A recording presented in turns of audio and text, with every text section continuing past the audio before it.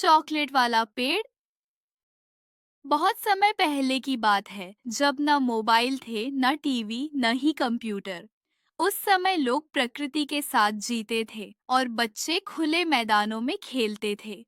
ऐसे ही एक सुंदर और शांत गांव था, गुलाबपुर। गुलाबपुर एक पहाड़ी इलाका था जहां चारों ओर हरियाली फैली थी। यहाँ के लोग बहुत मेहनती, ईमानदार और मिलनसार थे। लेकिन गांव की सबसे खास बात थी वहाँ के बच्चे। हर दिन वे कुछ नया सोचते, कुछ नया बनाते और खेल-खेल में ही सपनों की दुनिया बुनते। चिंटू गांव का सबसे चुलबुला बच्चा था। उसे पेड़ों, पौधों और जानवरों से बहुत प्यार था। वह अक्सर जंगल की तरफ चला जाता, जहां वो पक्षियों से बातें करता और फूलों से हंसता। एक दिन जब वह अपने दोस्त पिंकी और गोलू के साथ बगीचे की सफाई कर रहा था, तभी उसे एक अजीब सा छोटा पौधा दिखा। उस पौधे की पत्तियां गोल-गोल थीं और उनमें से हल्की सी चॉकलेट जैसी मीठी खुशबू आ रही थी। पिंकी, देखो ये कैसा पौधा है। इसकी पत्तियां चमकती हैं और सुगंध बिल्कुल चॉकलेट जैसी है। चिंटू बोला। पिंकी ने भी सूंघा और आश्चर्य से बोली, सच में, लगता है कोई जादुई पौधा है। गोलू को तो भूख लगाई, उसने मजाक में कहा, कहीं सच में चॉकलेट का पेड़ तो नहीं है। तीनों दोस्तों ने तय किया कि वे इस पौधे की देखभाल करेंगे। उन्होंने रोज उसे पानी देना शुरू किया। उसके पास बैठते, गाना गाते और कहानी सुनाते। कुछ ही हफ्तों में वह पौधा बढ़ने लगा। उसके तनों में हल्की गुलाबी आभा आने लगी। उसकी शाखाएं धीरे-धीरे लंबी हुईं और फिर एक दिन कुछ चमत्कारिक हुआ।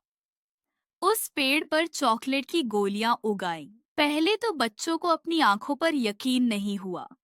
वे दौड़कर पेड़ के पास गए और देखा, हर शाखा पर अलग-अलग फ्लेवर की चॉकलेटें टंगी थीं। दूध वाली, डार्क, स्ट्रॉबेरी, बादाम, नारियल, यहाँ तक कि अनानास फ्लेवर की भी। गोलू ने डरते-डरते एक चॉकलेट तोड़ी और मुंह में डाली। वाह, ये तो असली चॉकलेट है! गोलू चिल्लाया। पिंकी और चिंटू ने भी खाई और अब तीनों खुशी से उछलने लगे। उन्होंने पेड़ का नाम रखा, चॉकलेट वाला पेड़। अगले दिन सारी खबर गांव में फैल गई। बच्चे, बूढ़े, जवान सब चॉकलेट वाले पेड़ को देखने आने लगे। गांव के प्रधान जी भी आए और मुस्कुराते हुए बोले, यह तो भगवान का वरदान है, लेकिन हमें इसका इस्तेमाल सोच समझकर करना चाहिए। चिंटू और पिंकी ने मिलकर बच्चों के लिए एक नियम बनाया।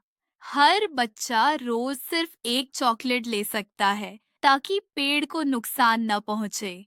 गांव के बच्चों ने उस नियम को माना और हर दिन चॉकलेट खाते। कुछ बच्चे तो पेड़ के पास बैठकर उसे गाने गाते थे, कोई कविता पढ़ता था, कोई चित्र बनाता था। धीरे-धीरे चॉकलेट वाला पेड़ गांव का सबसे प्यारा हिस्सा बन गया। लेकिन हर कहानी में एक मोड़ होता है। गांव में एक लड़का था, बबलू, जो बहुत लालची था। उसे नियम पसंद नहीं थे। एक रात जब सब सो रहे थे, बबलू चुपके से बगीचे में आया और उसने थैलों में भर-भर कर चॉकलेटें तोड़नी शुरू कर दी। जैसे ही उसने 50वीं चॉकलेट तोड़ी, पेड़ की पत्तियां कांपने लगी। एक अजीब सी आवाज आई, लालच बुरी बला है। और देखते ही देखते पेड़ की सारी चॉकलेटें काली हो गई, पत्तियां सूखने लगी और पूरा पेड़ मुरझा गया। सुबह गांव वाले सदमे में थे। हमारा चॉकलेट वाला पेड़ मुरझा गया। बच्चे रोने लगे। बबलू डर से चुप था, लेकिन अंत में उसने हिम्मत कर सच बता दिया। मैंने ही चॉकलेटें चुपके से तोड़ी थी। मुझे माफ कर दो। गांव के बुजुर्ग बोले, माफी मांगना अच्छी बात है, लेकिन अब हमें पेड़ को फिर से जीवित करना होगा। अब सारे बच्चे मिलकर पेड़ की सेवा में जुट गए। कोई पानी लाता, कोई गाना गाता, कोई मिट्टी डालता और बबलू रोज पेड़ से माफी मांगता। फिर एक दिन सुबह सूरज की पहली किरण पड़ते ही पेड़ की एक सूखी टहनी हिली और उस पर छोटी सी चॉकलेट की गोली उगाई। वापस आ गया, चॉकलेट वापस आ गई, चिंटू चिल्लाया। अब बच्चों की खुशी का ठिकाना नहीं रहा। उन्होंने पेड़ के चारों तरफ रंगीन झंडियाओं लगाई, हर दिन कविता सुनाई और एक छोटी सी लाइब्रेरी भी बना दी। चॉकलेट ज्ञान केंद्र, जहां बच्चे किताबें पढ़ते थे। एक दिन एक बूढ़े बाबा गांव में आए। उन्होंने जब चॉकलेट वाला पेड़ देखा तो मुस्कुरा दी।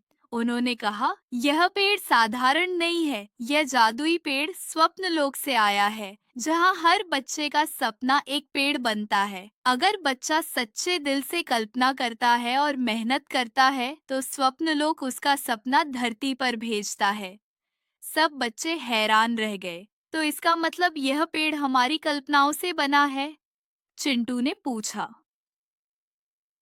हाँ, बाबा बोले, और जब तक तुम सब नेक दिल से इसके साथ रहोगे, यह पेड़ तुम्हारे साथ रहेगा।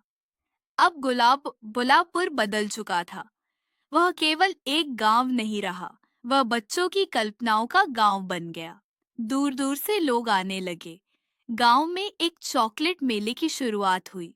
बच्चे अपनी बनाई हुई चॉकलेट बेचते और जो कमाई होती वह गरीब बच्चों की पढ़ाई में जाती। चॉकलेट वाला पेड़ अब सिर्फ एक पेड़ नहीं था, वह गांव की प्रेरणा बन चुका था। समय बीता, बच्चे बड़े हुए। चिंटू एक बोटनिस्ट बना, पिंकी एक शिक्षिका, गोलू एक लेखक और बबलू एक समाज सेवी।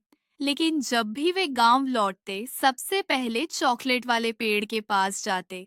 पेड़ अब भी वहां था, अपनी मीठी छाया में नई पीढ़ी के बच्चों को खिलाते हुए। और जब रात को हवा चलती, तो उसकी पत्तियां फुसफुसाती। मेहनत और ईमानदारी, यही है असली मिठास।